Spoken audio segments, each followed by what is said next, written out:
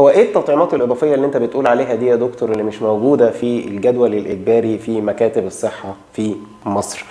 مبدئيا في تطعيم الروتا ده للوقايه من النزلات المعويه، في تطعيم المكورات الرئويه ده للوقايه من الالتهاب الرئوي والتهابات الاذن الوسطى والوقايه من نزلات البرد الكتير، في تطعيم الالتهاب السحائي ده للوقايه من الالتهاب الاغشيه بتاعه المخ والالتهاب الرئوي برضو، في التهاب الجديري المائي من اسمه عشان الوقايه من الجدري، وفي التهاب الكبدي الوبائي ألف للوقايه من الالتهاب الكبدي الوبائي ألف.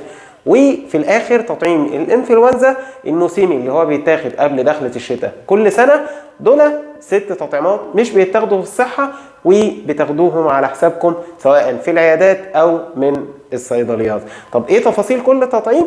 تابعونا كل يوم هننزل حلقة جديدة ونتكلم عن كل تطعيم على حدة. معاكم دكتور عبد الرحيم لكلوك، اخصائي الاطفال وحديثي الولادة.